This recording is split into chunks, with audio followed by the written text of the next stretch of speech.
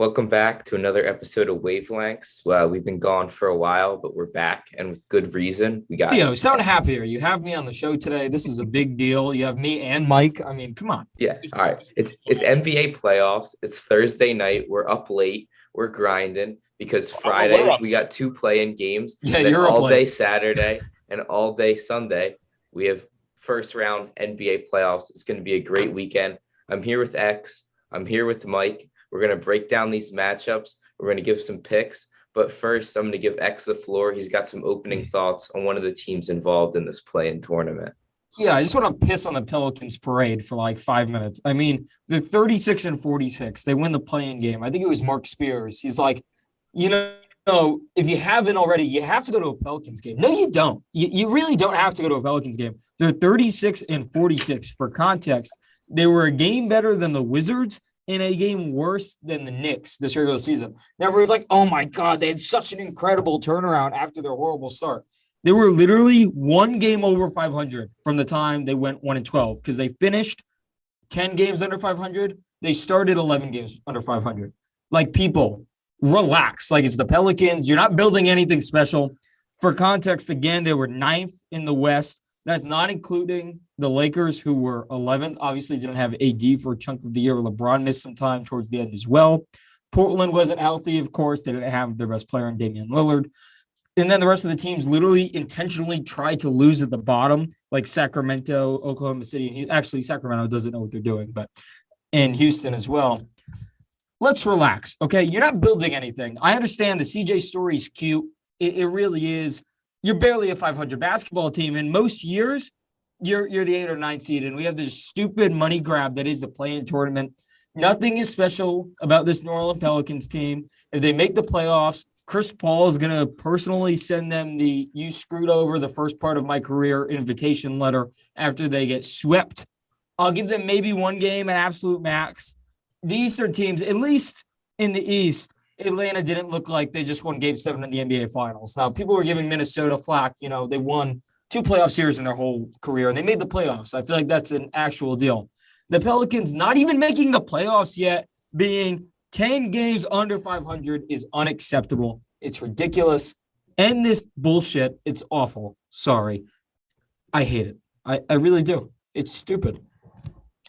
Yeah, I'm going to give Willie Green some credit. I mean, you said, 11 games under 500 start of the year? Now they're, 10 games under 500? That's a what game a turnaround. But it was also Willie Green that was starting 11 games below 500. Yeah, no, it was. But it's about the progress. It's a young team, growth. They picked up CJ McCollum. They look better. They're not a team you should race to your seat to watch. I agree with you there, but I mean, hey, it's an enjoyable. I liked watching them. Someone said, like, David Griffin's building a fun team down in New Orleans. A fun 10 games under 500 team? Like, are we really doing this? Again, they were worse than the Knicks. If you ask people, are the Knicks in Pelican season stacked up? I don't care about expectations. Sometimes that does not matter because my expectations for the Knicks actually happened. They finished under 500. That's exactly where I expected them to be.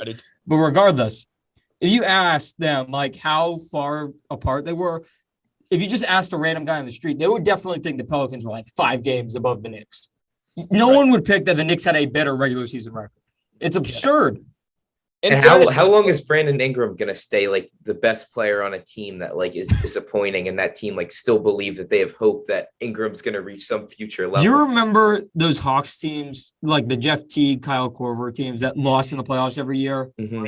And they were just like actually delusional about it. Like, I feel like Utah at least knows what they're doing wrong, but the Hawks were just delusional. Like, every year someone would be like, I'm picking the Hawks this year, all that bullshit.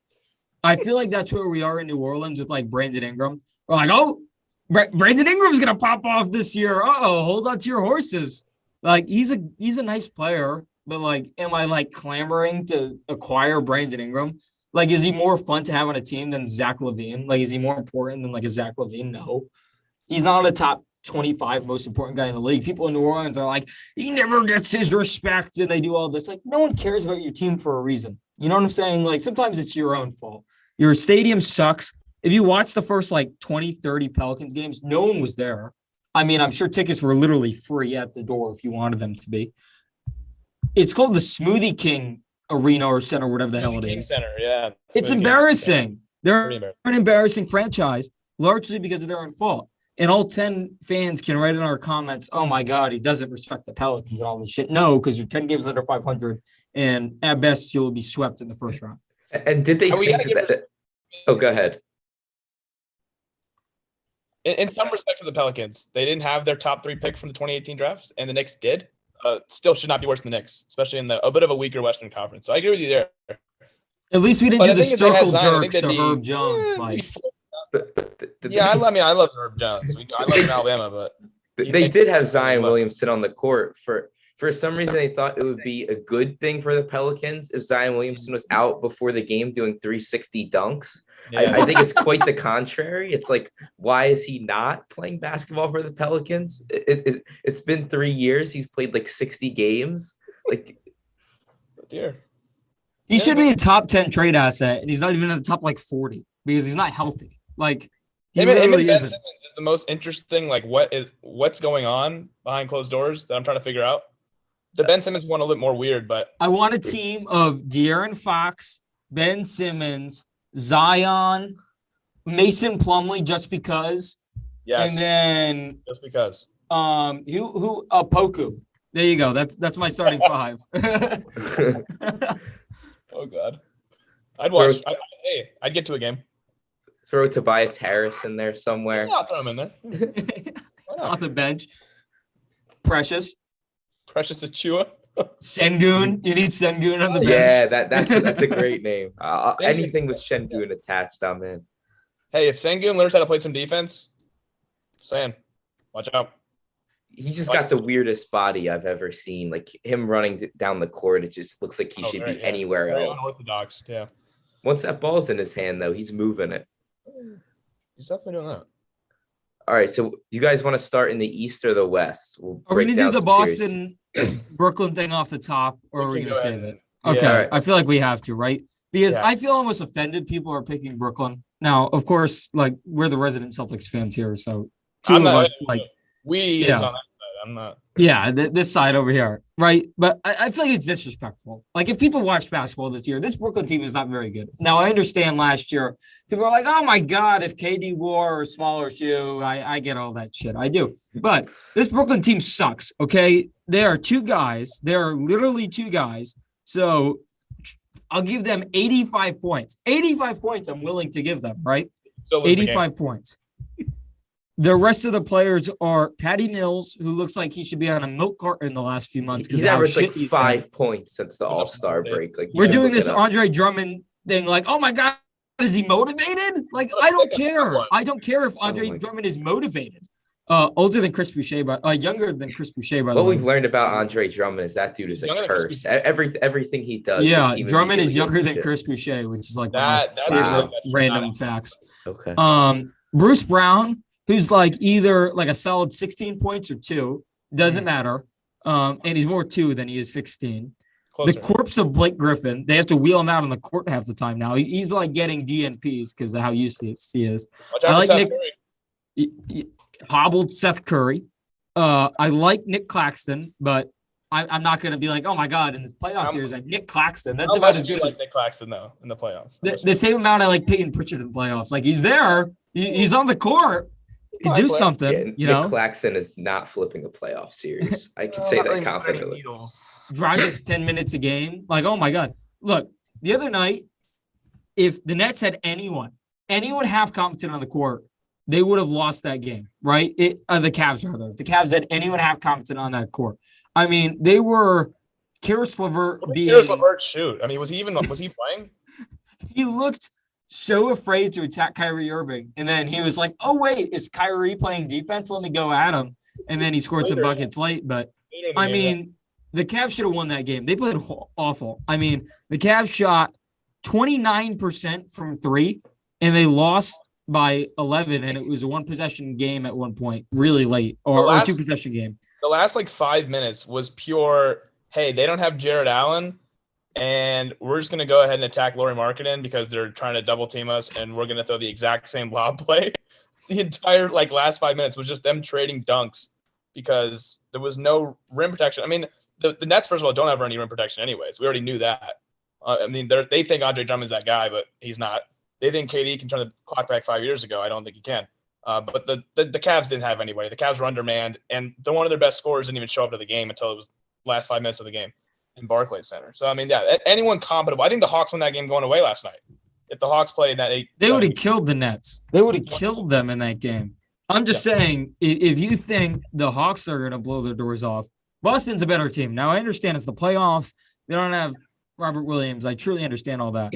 I cannot see a world where the Celtics don't win this in 6 or fewer. I don't, especially if Robert Williams comes back halfway through. Ben Simmons is terrified of basketball, and I'm supposed to be like, oh, he's going to flip this series. He's going to guard Tatum well. Yeah. When he comes my back, God. Season's over for whoever's playing them. No, I almost want Simmons to come back. Like I do too. If Ben Simmons is on the court, it's instantly you foul him as many times as you need to. You bring whoever off the bench to do some take fouls and just put him on the line instantly. That's the first thing I want to do. Can you imagine a guy who hasn't played since June coming in the middle of a first round series? What is it? Game 4 he's aiming for? So let's just say he's going to lose, 5. by the way. And if it's a close series, he comes in the middle of a series who hasn't played basketball in a year, who's not an offensive threat whatsoever. What, he's going to play 16 minutes a game and try and offer some defense? I mean, I don't see anything. I don't see that moving the needle even a little bit. I don't see that even working out. I think it actually might hinder them more than it would help them. Because like you said, you can just hack at Simmons, put him on the line in TD Garden where he hasn't played basketball in a year. He's supposed to make free throws. Here's my final thoughts on the series, because I don't even want to talk about this anymore, because I think it will be fun. The games will be fun, but I don't expect it to be too close. Like I really don't. Maybe I'm naive, but I expect this to be over somewhat fast. I really want this series to end in 4 or 6. So at the end, instead of like Jason Tatum, Jaylen Brown making out with Kyrie, I want Daniel Tice to gritty on the Nets logo. That'd be like my perfect ending of this series. So you want this ending in the Barclays. Yeah, because you remember Kyrie stomping on Lucky and that whole dialect.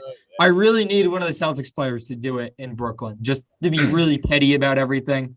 I think it'll be great. And I really hope the Celtics and Nets never play again, because I'm really tired of this Kyrie. I'd say closer to 6. I don't think there's going to be a 4. I don't think there's going to be a night where KD and Kyrie are unguardable, even though they're being guarded very well. And they take a game because it's just like, okay, they can outscore you for a game. But over the course of the series, I agree with you. I think the series realistically should be over pretty quickly. But I think they can get you a game. They can get you 2 games just by outscoring you. Yeah. But again, you got to play some defense. You got to get some stops in some of these games from a game-to-game basis. I don't see them doing that. So this is going 6 max for me, and I think it'll probably go 6. I've seen some dialect like, oh my God, how are you supposed to guard Katie and Kyrie? You don't. You have to just guard everyone else. That's the beauty of this. You just have to guard everyone else. I'm not scared of anyone else. And first of all, Katie had 58 in Atlanta, and they lost the game by like 9. Kyrie plays that game that like old heads love. Like I saw they were saying like, oh, Kyrie, he doesn't foul bait, like he doesn't spam threes. That was the stupidest. I know exactly what you're talking about. It was a tweet. It was like, he's the best like legit scorer. I was like, what? It's like he doesn't spam threes. I was like, what are you talking about? That just means he's not that just means he's not that efficient. That means you let Kyrie take his 20 shots, because he'll take 22 shots, but he's gonna have 28 to 30 points. Like you can live with that if you're getting points on the other end. When you have the dead bodies like one leg Seth Curry that you can attack on the other end, you can match those buckets. The dialect of this series becomes way different if Boston loses. Then we'll have a conversation, and then it'll be much more interesting. But this series is pointless.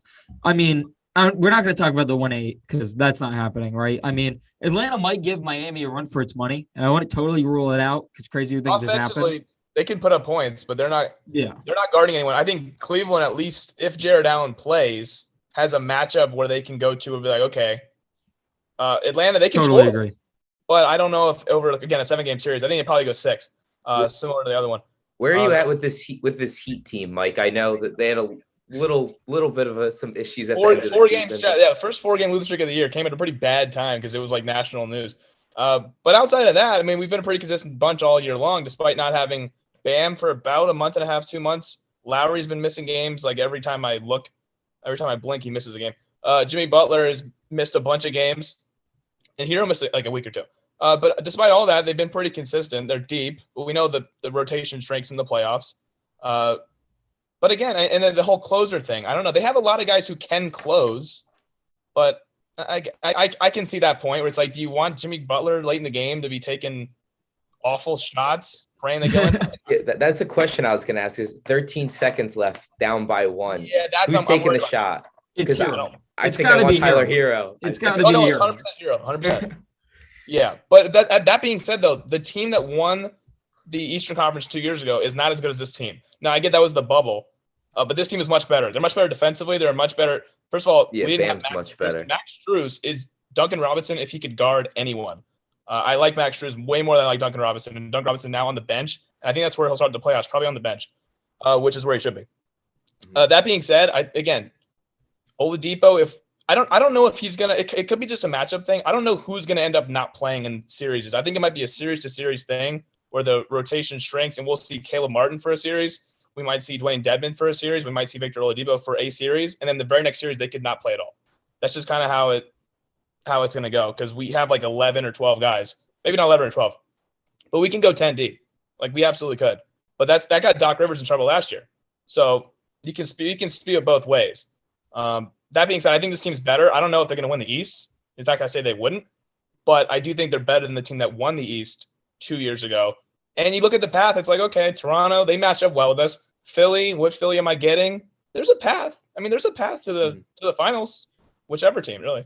I think they'd be the team I would draft third if I was picking finals teams from the East. But there was only 3 teams to pick from, in my opinion. It's a good draw for them. Like they got the 1 seed, and they got rewarded for it. They're going to play Atlanta or Cleveland, and I mean, you'd obviously much rather play Philadelphia or Toronto than Milwaukee second round. Oh, easily. I said if we draw Milwaukee round 2, it could be lights out for Bam, and it could be lights out for us pretty quickly.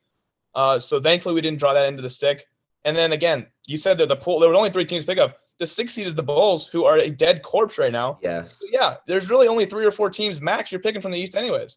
So we're not doing the 3-6 in the East either. I mean, not even let's talk about sweeper gentleman sweep match. How this might be the worst 46-36 team ever. I mean, I don't have it in front of me, nor does anyone care. But for a team to be 10 games over 500 and be so shit, it's unbelievable. I mean, it truly is.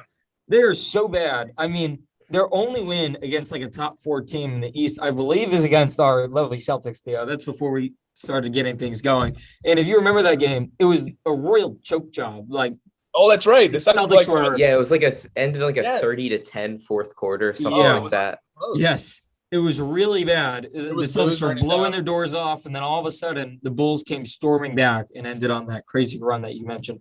Ended up winning that game in Boston.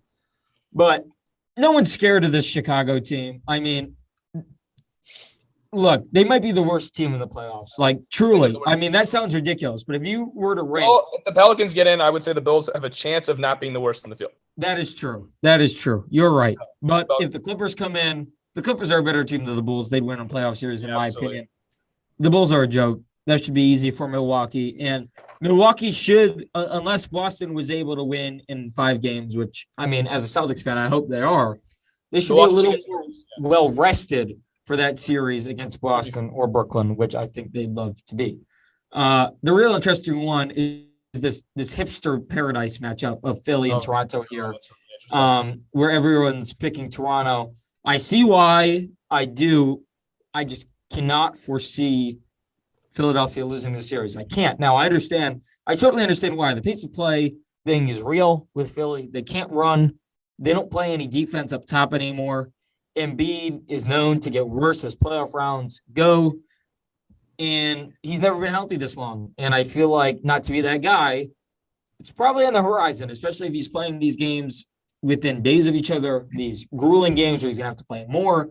And he's played, I believe, about the same minutes as Steph Curry this year, which is kind of weird because people would pick Steph Curry to have played a lot less games, especially because we've kind of talked about Embiid's been this like beacon of health when in reality they've just managed him very well.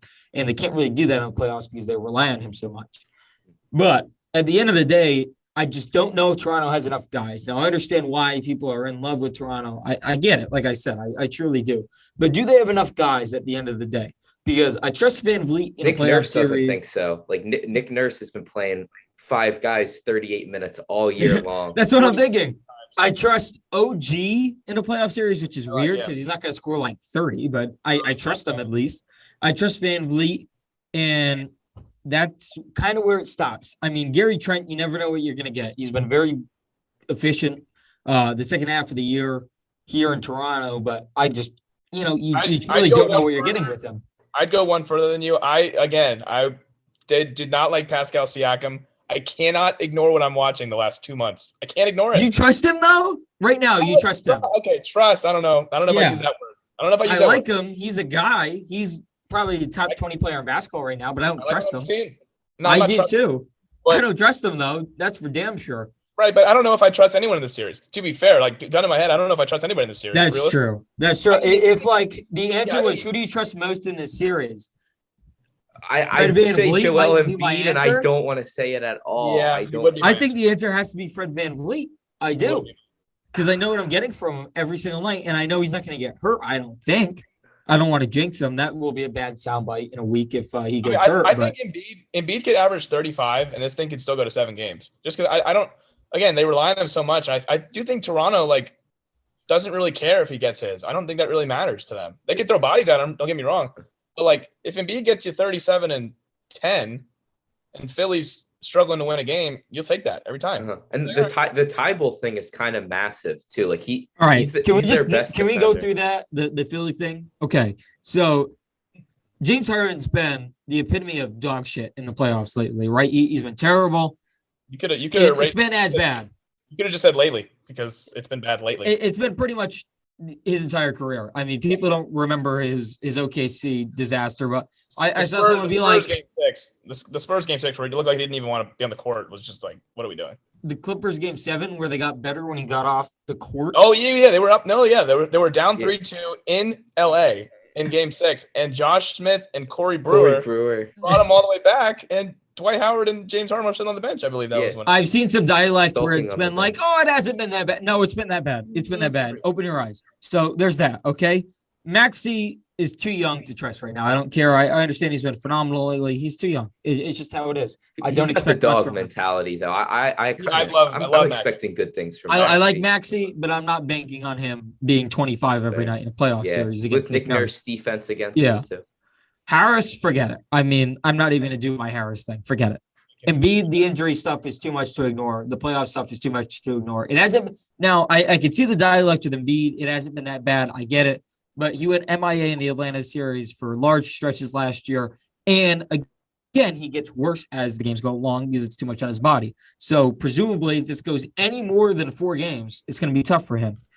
You mentioned Tybal. Can't play because of his vaccination status. Have you checked out their bench lately? It's phenomenal. It is awesome. Doc Rivers loves giving them big. You ready for this? Too. So outside of Niang, who might start, might not, whatever. So yeah, that's a trusted guy in this series. He might be my second most trusted guy is Niang, because at least I know what I'm getting. Georges Niang has become way too important to the Sixers. The bench is your 20 minutes of DeAndre Jordan. That's DeAndre Jordan is the worst NBA player that's going to get significant minutes in the playoffs. Jake Milton, Korkmaz, who I feel like they're going to deport sooner rather than later because how much Doc Rivers does not want to play him. No, not at all. Everyone's favorite Big East player, Paul Reed. Isaiah Joe's 10 minutes a night. You ready for Isaiah Joe? A little Isaiah Joe action? Nah, I'm not ready for that. That's where the trail ends. So. And here's the Sixers bench is so bad that the fans are begging for Doc Rivers to give minutes to Paul Reed.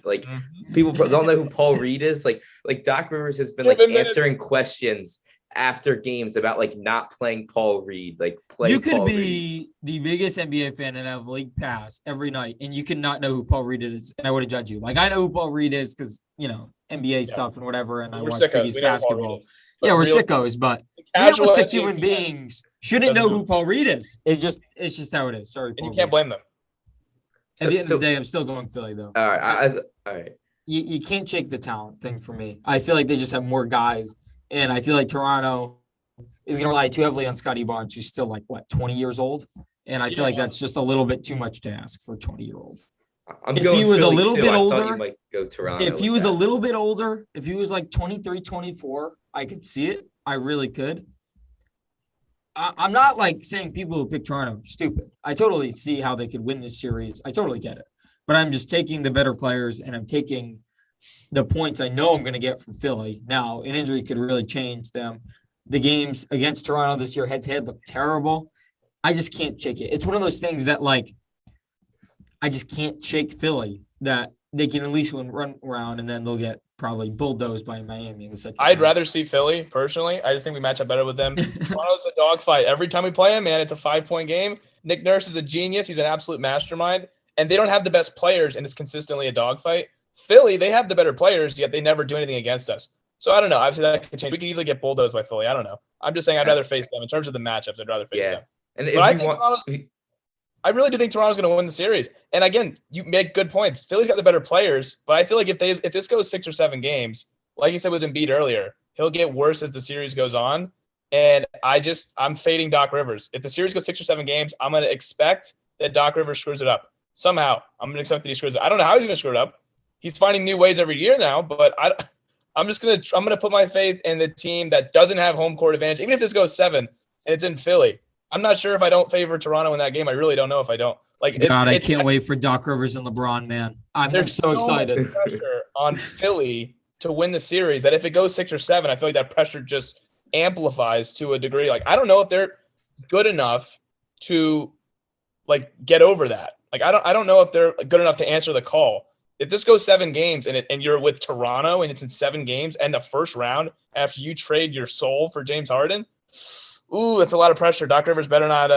I don't know. It's a pick 'em series. Philly's next head coach. Like, where the hell do you go from here?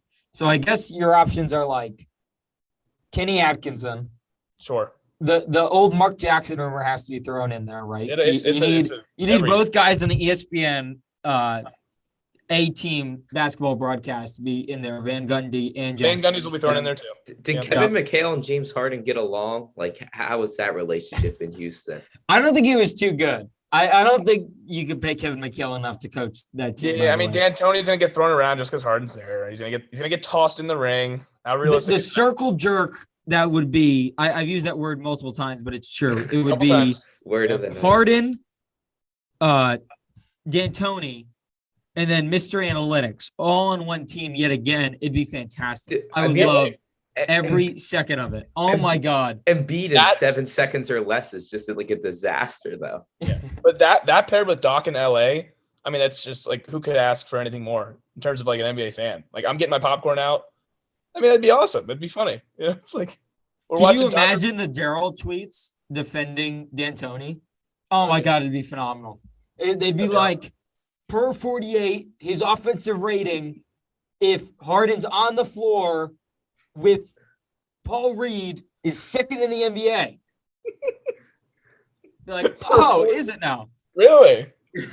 Per 100 possessions, if the other team is in the Western Conference, in the Pacific Division, they're the best offense in the league. Be like, oh, good job, Daryl. It's going to work all the way against Sixers fans. They just want Paul Reed to take minutes from DeAndre Jordan, but they're going to get D'Antoni, and Paul Reed's going to be taking minutes from Embiid. Oh, my God. You know what? Can't wait for that. I really want LeBron to go back to Cleveland, right? Have Doc there, because apparently LeBron wants Doc. And LeBron to do the Mobley shtick, where he's like, I saw him at a camp like 6 years ago, and he did the spin move on this kid, and I was like, this kid's going to be a star. And I knew one day that I wanted him on the same court as me. I knew he could be my teammate. I knew he could be my running mate. I was legit aiming back in 2015 when I knew this was going to happen. I watched the Vanderbilt game one time. God, I thought Garland was so good. Oh my God, I knew I wanted to team up with him. Darius Garland, come back? I told him, you got to go to Vandy and you got to only play 6 games your freshman year. You need to slip to 8. You got to go to Cleveland. That's what I told him. He's going to try to get Garland traded for Curry so they could do the double. Just some kid from Akron's hashtag the ultimate with an S, the plural. Oh my God, it'd be phenomenal. The hashtag, there's just the kids from Akron is going to be awesome.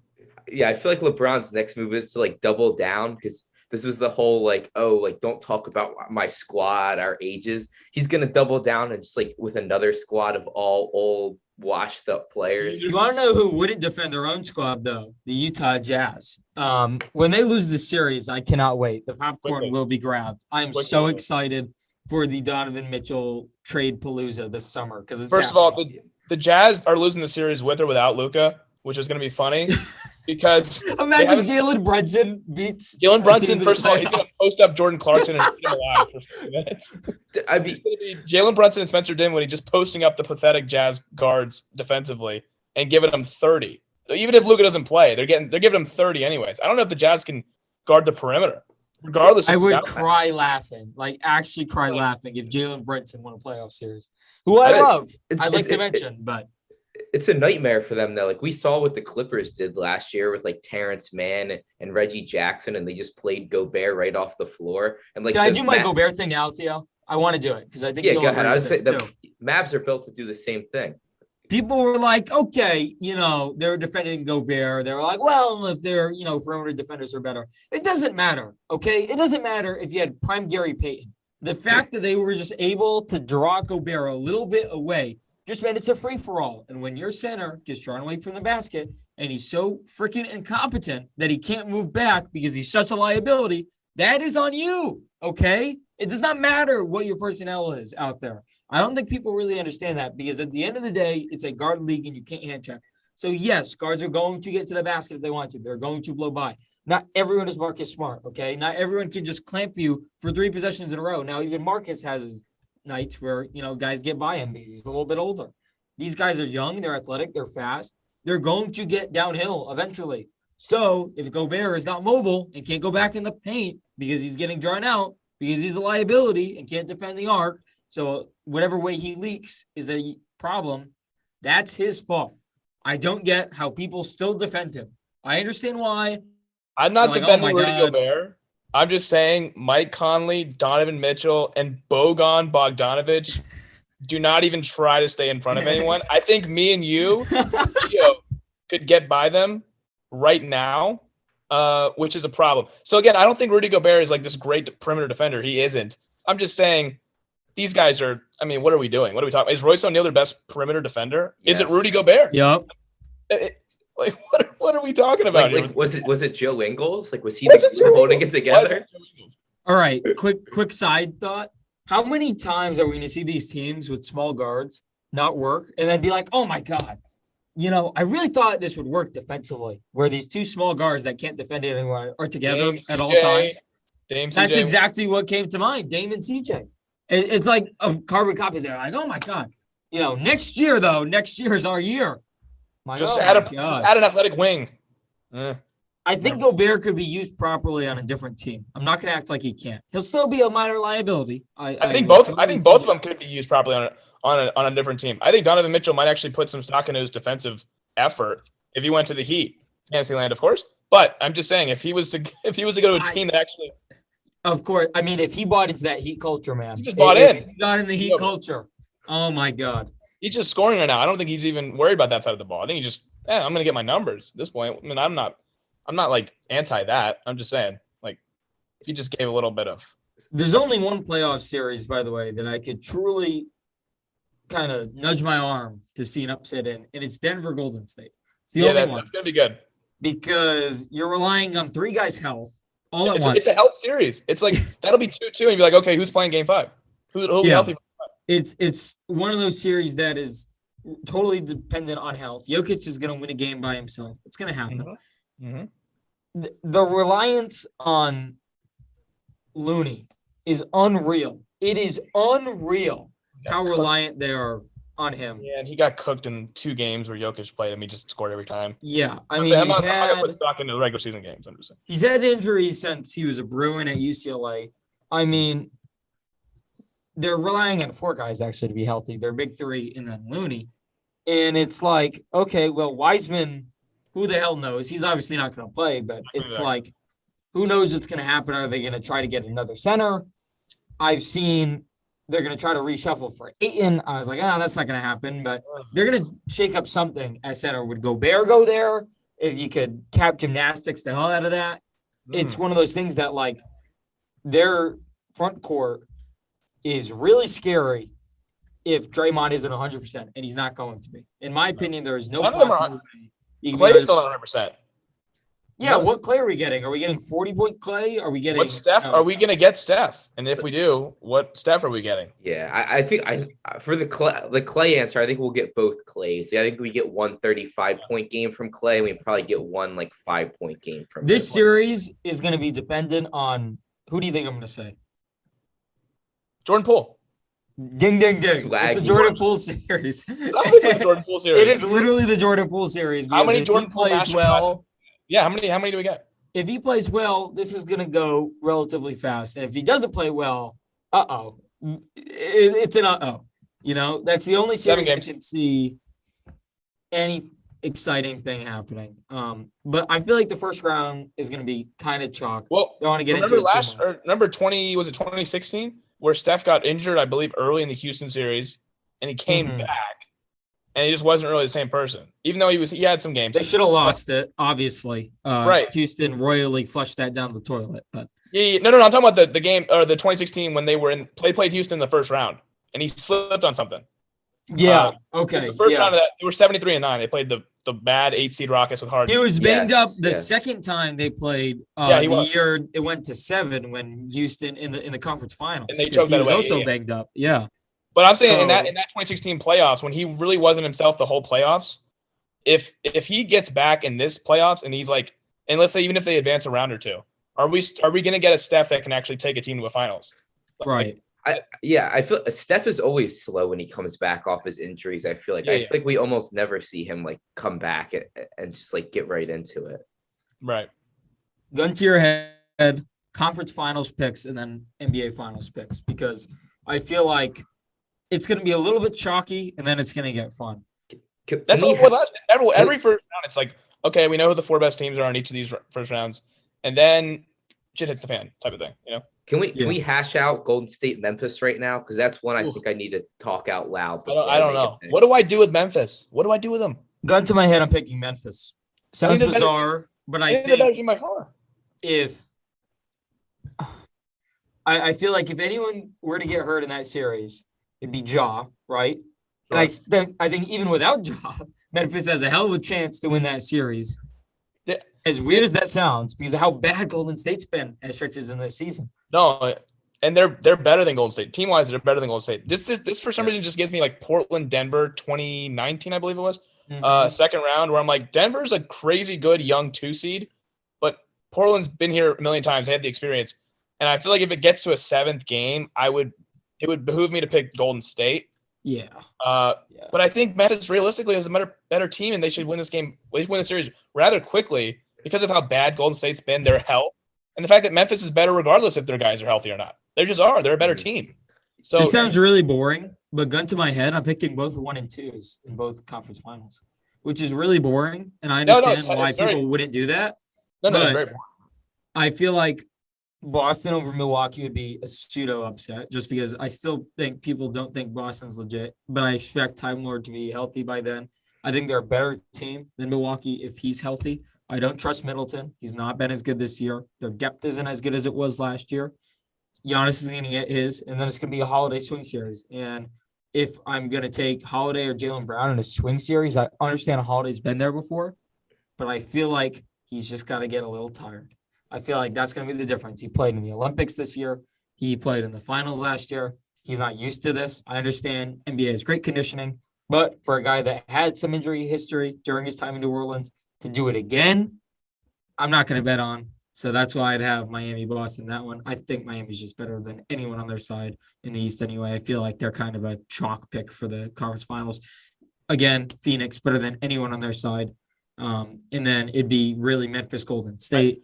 And I trust Memphis a little more, which is kind of weird. It's weird how I think Phoenix, while their side is so easy, like the Clippers in round 1 are annoying. It's an annoying 5-game sweep. It's an annoying 5-game gentleman sweep, I should say. And then Luka, if he gets back and he's himself in round 2, I think it's another annoying 5 or 6 game series. Like they're the better team, obviously, but I just feel like it's an annoying team to go through, like Dallas. And then Memphis, if it's chalk, Memphis I feel like is interesting, but I still think Phoenix gets it done rather quickly. I don't know. I agree. I just feel like it'll be a very chalky West, but I still feel like Phoenix will have like some. I don't think they'll breeze through it. I really don't know of the 3 teams in the East who's gonna make the finals, but I'm about as confident as I've been in recent memory that Phoenix is going to. The thing is, I feel that way about Phoenix too. I feel like they're They don't definitely make the going to the finals. finals. I'll be shocked. But they have Chris Paul. Like, we've seen Okay. everything happen to Chris That's Paul. fair. Not all his I fault haven't- either. hey, like not I- all I his like you fault. It's just saying that, something though, always because- goes wrong. For some reason, when we talk about this shit, people are too scared to bring up injuries, and I feel like I do it all the time. And I feel like I haven't been fair to Phoenix. I've just kind of penciled them in. I haven't been fair to the devil's advocate of Phoenix as far as what if Chris Paul. Even if what if Chris Paul, I still think they'll beat Memphis. I will say. Even if what if Chris Paul, I still think that Booker and Johnson and Johnson's looked fantastic, by the way. Him and when Bridges he's are been both healthy like, lately. just Bridges- much yeah, better Bridges than they and were Johnson in last the year. I think it'd be a rock fight, but I think they'd be able to get it done in 6 or 7. I truly do. That can sound crazy. I understand Memphis has been phenomenal, but I still think they'll get it done. I think it'd affect them way more in the finals against Boston, Miami, or Milwaukee than it would. And so I think Memphis they just haven't been here. They've played 5 playoff games. Albeit the play-ins if you want to count them. But this team just hasn't really been here. Like this team, they made the play-in the bubble and they lost to Portland. But like realistically in the playoffs, they haven't had a single run. So I think they might have a run, but I don't see them, even if Chris Paul has his Chris Paul thing, I don't know if I can pick them gun to my head against Phoenix in 7 games. No way. I can't. gun to my head right now, I think my finals would be Phoenix for sure. And then it'd be really a coin flip for me for Boston or Miami. And I'm storylines guy. So the storylines would be rematch, one of the best finals in NBA history, 74, triple overtime game, one of the best games in just league history between Boston and Phoenix. Very old, but still. I like and the then 1974 it'd finals be reference. Okay, good. Are you and digging then- the Jay Crowder storyline or no? You're not into that? No. The battle of Jay Crowder? It's different though. You're missing it. It'd be the battle of the finals losers. Finals in recent runner-up, time. yes, runner-up. Yes, that's what it would be. So both are kind of juicy. Obviously, I guess the finals runner-up is more currently relevant, but for history people just, clashing again, these two franchises, Phoenix is really good for a period of time and then kind of went off a deep end. And then, they've had their peaks and valleys the last 2 decades, but still. No pun intended. I didn't even think about that. But, 2 really historic franchises, obviously Boston a little more rich in history, but still Phoenix has been around the block for a long time. And I think, like Mike said to me a few days ago, I could totally see this being the start to a saga of a Milwaukee-Phoenix rivalry for the next few years. I could too, but I just don't think this Milwaukee team is good enough. It feels weird to say. I feel like everyone's expecting them to flip the switch, and I don't think people are dumb for thinking that. I just feel like paying attention all year. At least I've been a fan of the NBA for over a decade. I feel like I've started to know what I've talked. I've started to know what I'm talking about for the last 4 or 5 years. I've never seen a team in that short period of time look so lethargic, and then all of a sudden, boom, they're back. Never seen it. I've seen the Cavs look a little weird. They also had LeBron James, and I love Giannis. He's not on that level. He's not. He could be the best player in the world, but there's a difference between being the best player in the world in 2022 and being the 1B best player of all time, right? So I would say there's a difference between being the best player in the world and then flipping a switch on like that. I don't think he can do that.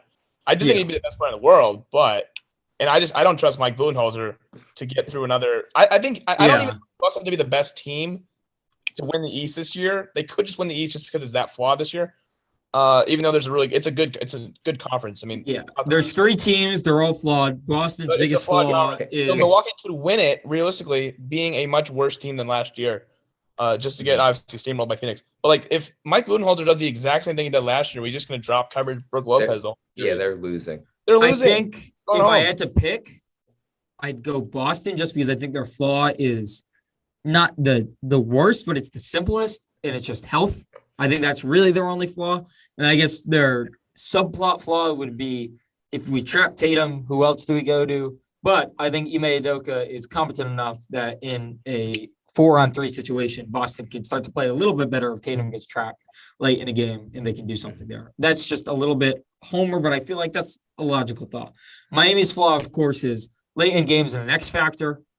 they're going to rely way too much on Tyler Hero too, which I'm a little bit scared about because again, he's so freaking young. I love the I guy, actually but think he's late in so games young. it might go to Bam, depending on the matchup. But I do agree late in I've games. been on that. I've been on the Bam. Well, I'm just saying, like Torrance early, train. at least earlier in the year, late in the like in tie ball games or like one possession ball games with a minute left, they were going with the pick and roll Bam action more than they Yeah. were ISO Jimmy and make him do something. This With is going to Miami, sound no. bizarre. We're going to know who Miami's best player is at the end of the year. Now, I think the obvious front runners are Jimmy and Bam, but there's Bam that, was like like a top 15 player in the league this year. Like, There's that, I like- think it's Bam. He's my depoy if he played enough games. I don't know if he played enough games, but he's my depoy if he played enough. I don't know. there's like that plus 600 underlying Tyler Hero bet that I wouldn't look away from. And then Milwaukee's biggest flaw is actually a lot of things. It's coaching. It's the fact that doing it for a second time is traditionally very hard. Even though in the NBA it hasn't been as difficult compared to other leagues, it's still very hard to get there again, especially after Mr. winning Jekyll and it. Hyde. I think Mr. Jekyll and Hyde Yeah. and Chris Milton also a flop. And then Chris Middleton. Here's where I'm at though with the three teams is I kind of like Boston over Milwaukee, but then I think Milwaukee would beat Miami, where I think Boston probably loses to Miami. So that's how I would kind of sort out those. Miami's three a teams. weird matchup for Boston. I wouldn't say it's a bad matchup, but I think it's a weird matchup, particularly if Robert Williams is an 85%. I feel like they're much more consistent offensively than Miami is. I feel like Miami's variance is a little all over the place sometimes. Like Miami's scoring 140 or like 90. It's There weird. could be stretches. There could be lulls, Yeah. yeah. Or they're making So- 33. One of the two. Yeah. Right, exactly. So the variance of Miami is kind of unpredictable. This is the weirdest Eastern Conference I've seen But that's maybe in a my life. series because four of I those games, agree. three of those games will be 98-95 where neither team can make a basket. And the other game is They're like, gonna oh be my God. blowouts. I It's like, think. yeah, but Yeah, I think Miami wants to avoid Milwaukee. I agree.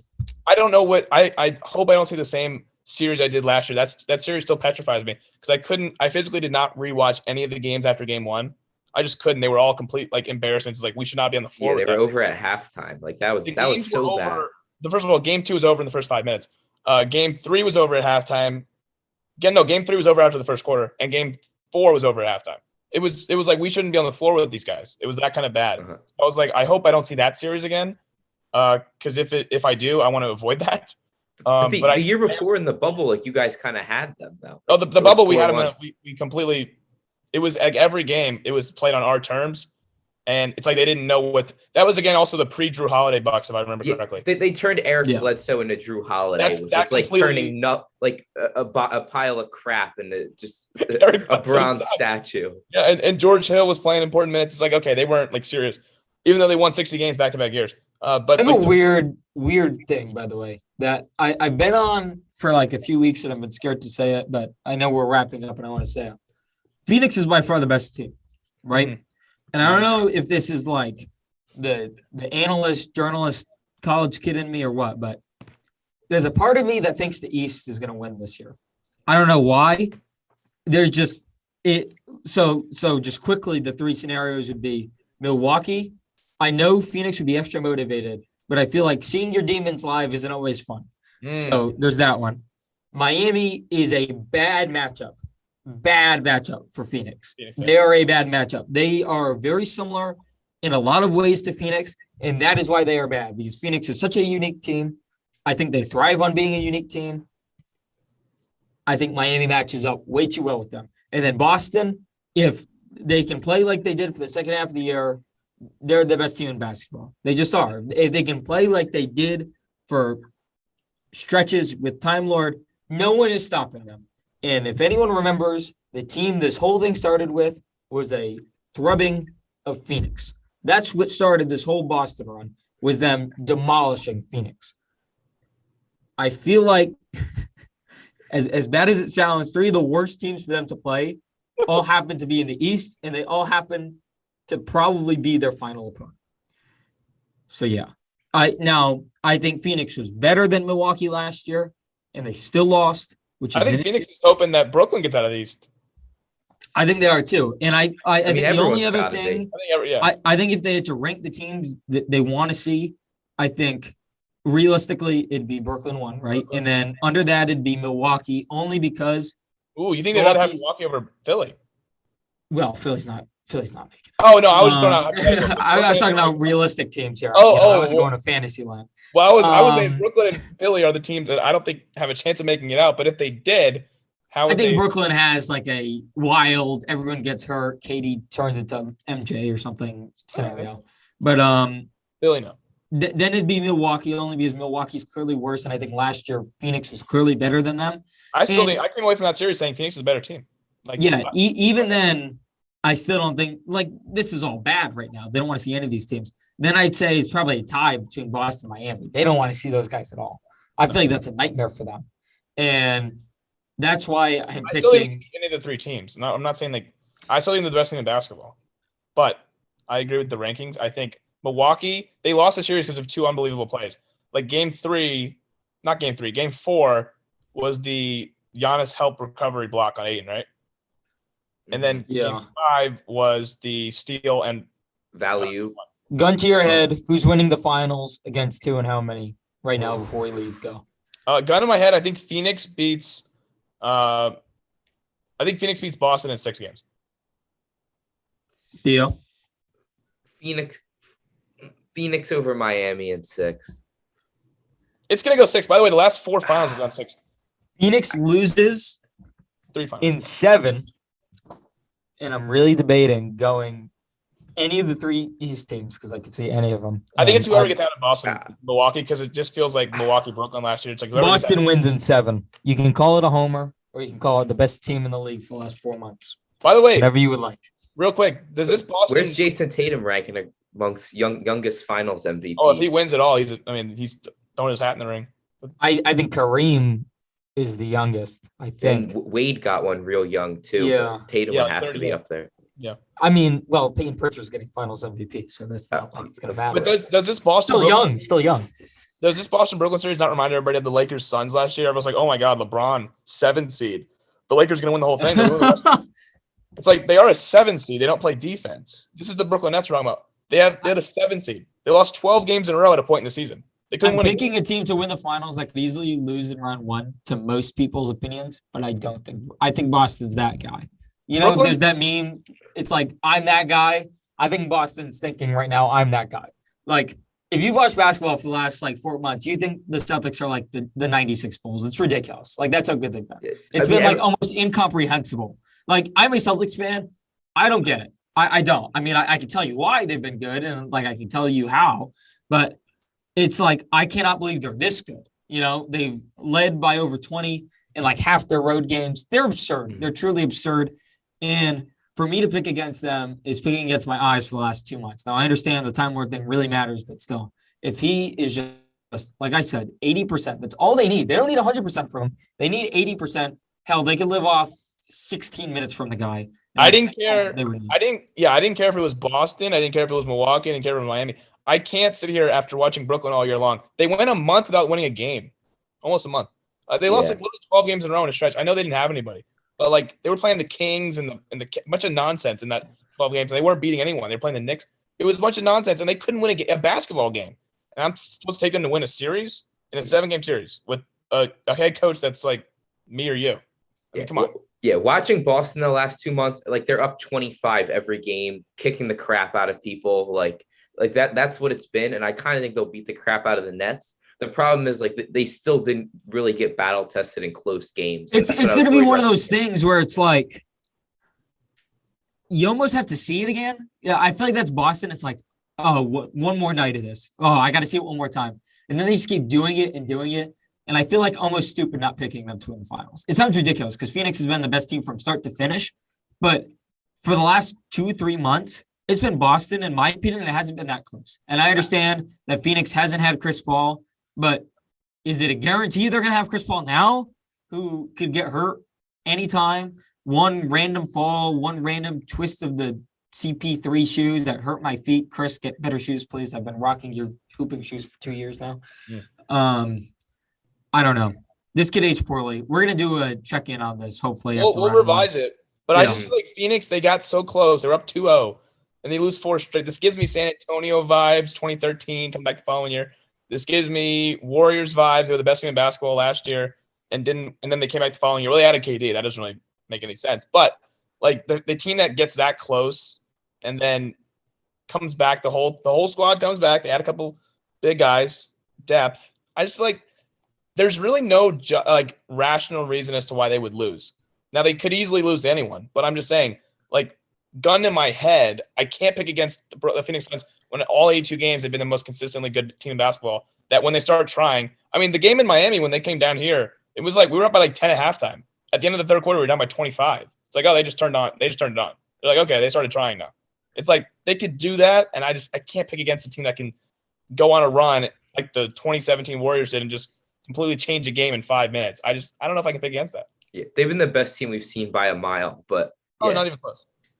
Just the last, I don't know how far we can go back, but at least like the last couple finals, like an injury has flipped who won the title. Health. Yeah, every time it always plays in, and it's not every something you playoff can really. predict. Yeah, every playoff.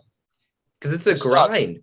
Like you play 82 games, and if you go to the finals, you're playing another like 25 or so basketball games, like 40 minutes a night. All of these takes will look laughable when the entire playoff field is dead besides Kevin Durant and Kyrie Irving, and they cakewalk to the finals because all the teams we mentioned are dead by that time. I mean, it could easily happen, but I'm not going to pick it. You can't predict health. You can't do it. It's impossible. And I'm not going to predict health on two guys that have been hurt so consistently. Right. You know. All right, we got it. Any parting words? About time we get out of here. The Boston Celtics are winning the NBA Finals. My parting words are: I hope we get a Jay Crowder Finals, and I hope that the runner-ups 2 years ago beat the runner-ups of last year. Wishful thinking, of course, but that is all I will. That's what I'll end on. And I also will not be mad if Steph Curry wins his 4th title. But yeah. I wouldn't be mad about that either. You know, shit happens. That's my fantasy line pick. But thanks to everybody for watching, listening. Follow the Sports Wave. Going to be killing it this month. NBA playoff content, NFL draft right in our wheelhouse. So just ride the wave with us, and you'll get some good sports content.